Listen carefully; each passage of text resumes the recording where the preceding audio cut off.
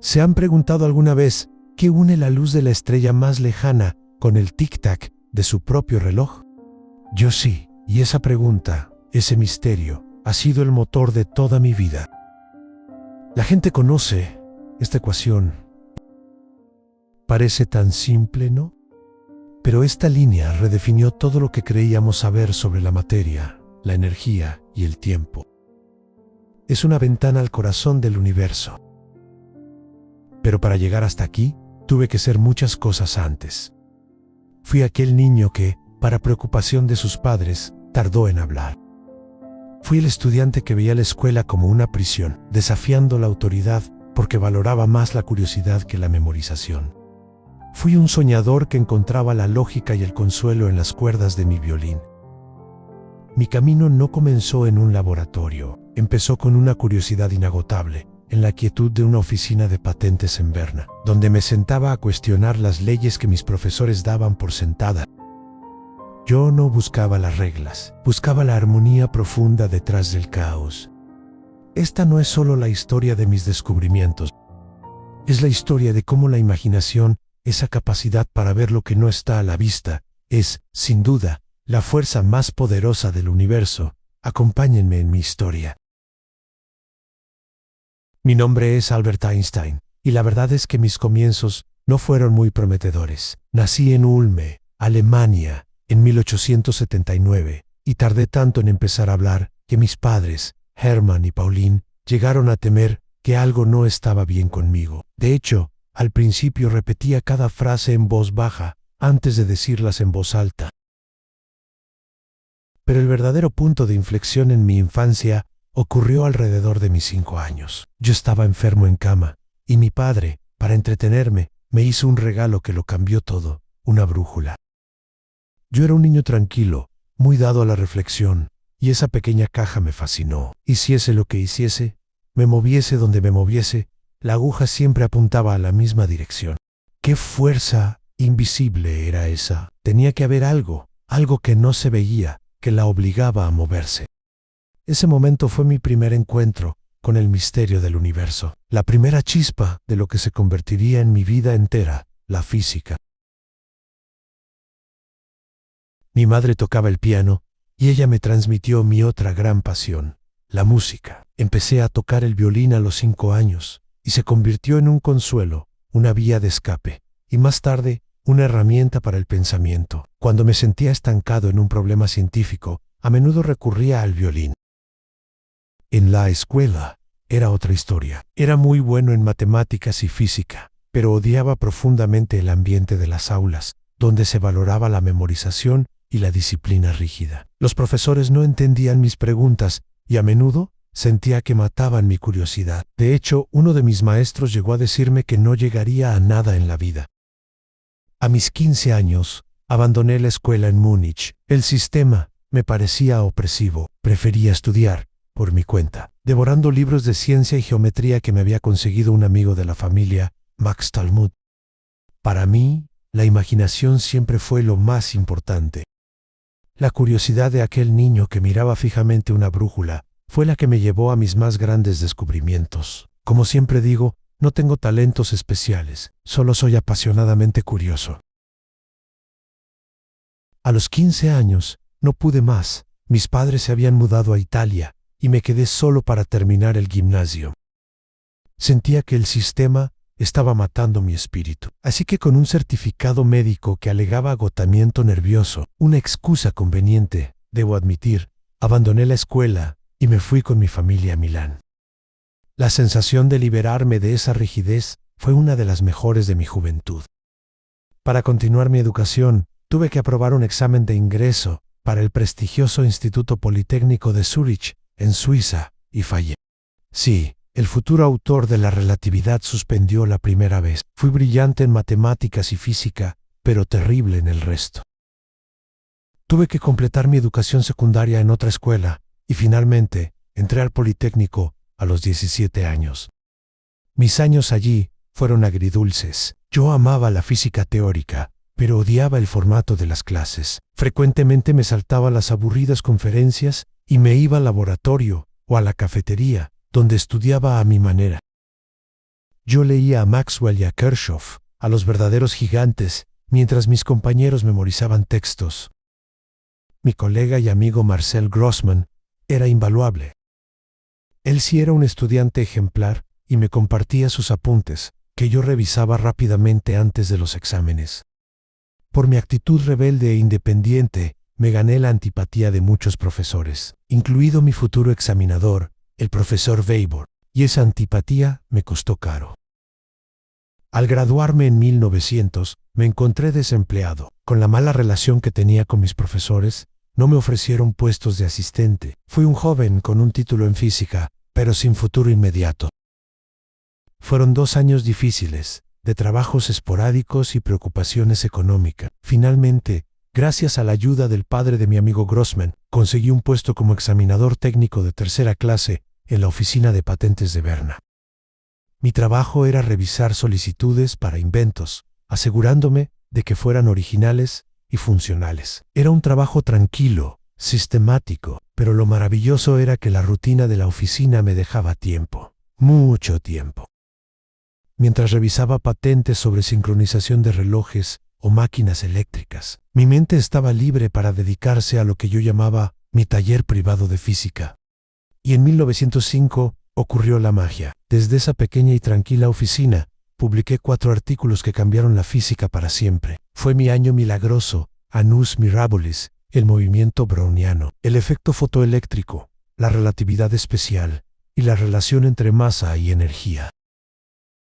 Un simple empleado de patentes, que un profesor había tachado de fracaso, estaba a punto de desatar una revolución. El año milagroso de 1905 no me trajo fama inmediata. Seguí siendo el examinador en la oficina de patentes por unos años más, aunque ya publicaba mis trabajos en las mejores revistas de física. El mundo académico empezó a notar que aquel oscuro empleado de Berna estaba moviendo los cimientos de nuestra ciencia. Dejé la oficina y comencé mi ascenso por las universidades. Primero como profesor en Zúrich, luego en Praga, y finalmente regresé al Politécnico. Era una vida de conferencias, de debates y de la creciente sensación de que tenía un gran trabajo pendiente. La relatividad especial era revolucionaria, pero se limitaba a sistemas de movimiento constante. ¿Qué pasaba con la gravedad? ¿Qué pasaba cuando se aceleraba o se curvaba? Yo lo llamaba mi pensamiento más feliz. Si un hombre cae, no siente su peso. Eso significaba que la gravedad no era una fuerza, era una ilusión. Tenía que ser la geometría del universo. Mi objetivo se convirtió en incluir la gravedad en mi teoría. Era una lucha matemática brutal, una cacería de 10 años para encontrar las ecuaciones correctas. Me mudé a Berlín en 1914, al centro del mundo científico prusiano, para tener la libertad de dedicarme enteramente a ese desafío. Mientras mi mente se expandía para abarcar la estructura del cosmos, mi vida personal se contraía. En Zúrich había conocido a Mileva Meri, una estudiante de física, la única mujer en mi clase. Ella era una mente seria y profunda, y compartíamos la misma pasión por la ciencia y por desafiar las convenciones. Nos casamos en 1903 y tuvimos 2 hijos, Hans Albert y Edward. Pero la intensa presión de mi trabajo, combinada con mi propia naturaleza, hizo que nuestro matrimonio fuera doloroso. Yo estaba obsesionado con la relatividad general. A menudo, mi mente estaba flotando en el espacio-tiempo, mientras mi cuerpo estaba en la mesa, ausente de la vida familiar. Los problemas se hicieron insuperables, y Mileva y yo nos separamos cuando me mudé a Berlín en 1914. Fue una época de triunfo intelectual y de profunda soledad personal. Finalmente, a finales de 1915, logré mi objetivo. Las ecuaciones de campo de la relatividad general estaban completas. Mostraban que la gravedad no es una fuerza invisible, sino la curvatura del espacio y el tiempo causada por la masa. El Sol no atrae a la Tierra, la masa del Sol curva el tejido del espacio que la Tierra sigue. La prueba de mi teoría llegó en 1919. El astrónomo británico Arthur Eddington observó un eclipse solar y midió cómo la luz de una estrella se curvaba al pasar cerca del Sol, tal como predecían mis ecuaciones. La noticia explotó. Fue como si de la noche a la mañana yo pasara de ser un físico para otros físicos a convertirme en un símbolo. El final de la Primera Guerra Mundial había dejado al público hambriento de héroes y de ideas que trascendieran la política. Mi teoría, incomprensible y vasta, me convirtió en el ícono mundial de la inteligencia. Yo había logrado reescribir las leyes de Newton, pero hubo un costo.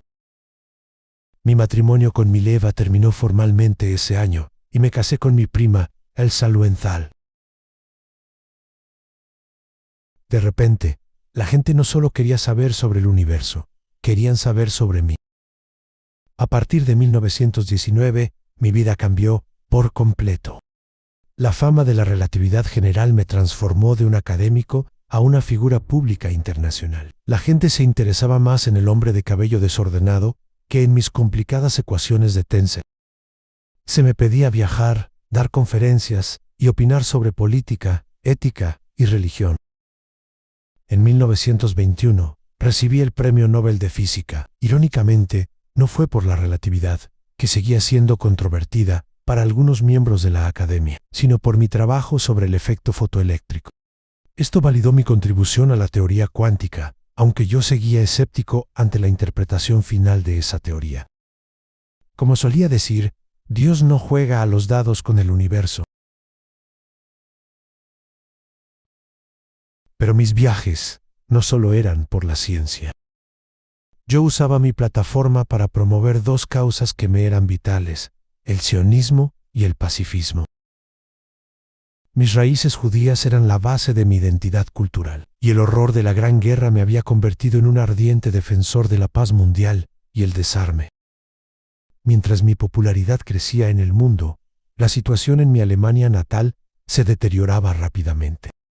El ascenso de Hitler y el partido nazi trajeron consigo una ola de antisemitismo. Los físicos alemanes que defendían la vieja escuela comenzaron a tachar mi trabajo, le decían, física judía, y a atacarme públicamente. Mi relatividad era considerada bolchevique y abstracta. La amenaza se hizo real. En 1933, mientras estaba de viaje en Estados Unidos, me enteré de que mi casa había sido allanada y mis bienes confiscados. Me di cuenta de que mi regreso a Alemania era imposible. Fue un doloroso rompimiento. Dejé la Academia Prusiana de Ciencias y me convertí en un exiliado. Acepté un puesto en el nuevo Instituto de Estudios Avanzados en Princeton, Nueva Jersey. Estados Unidos se convirtió en mi hogar y el instituto en mi santuario intelectual hasta el final de mi vida. En Princeton me dediqué al que sería mi último gran esfuerzo, a la búsqueda de una teoría de campo unificado. Yo creía firmemente que todas las fuerzas de la naturaleza, el electromagnetismo, la gravedad, debían ser manifestaciones de una sola realidad subyacente, expresada en una sola y elegante ecuación. Fue una batalla solitaria, pues el resto del mundo de la física se había movido hacia la mecánica cuántica y la física nuclear. Yo me quedé atrás, convencido de que la respuesta estaba en la geometría, no en la probabilidad.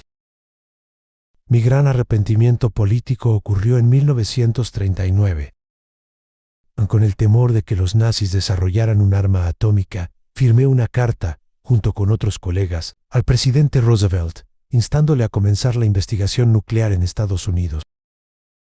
Aunque mi contribución fue indirecta y nunca trabajé en la bomba, la idea de que mis ecuaciones hubieran ayudado a crear un arma de destrucción masiva me perturbó profundamente. Después de la guerra, dediqué mis últimos años a la promoción del desarme nuclear y a la creación de un gobierno mundial. Mi muerte llegó en 1955. La gente me recordará por mis ecuaciones, mi pelo alborotado y quizás por algunas citas ingeniosas, pero si hay algo que espero que perdure, es esto. La curiosidad sigue siendo la chispa de la creatividad. El misterio que me reveló aquella brújula cuando era niño nunca me abandonó. Furthermore, the equation E is equal mc squared, in which energy is third equal to mass multiplied with the square of the velocity of light, showed that very small amount of mass may be converted into a very large amount of energy, and vice versa. The mass and energy were in fact equivalent, according to the formula mentioned above. This was demonstrated by Crocraft and Walton in 1932 experimentally.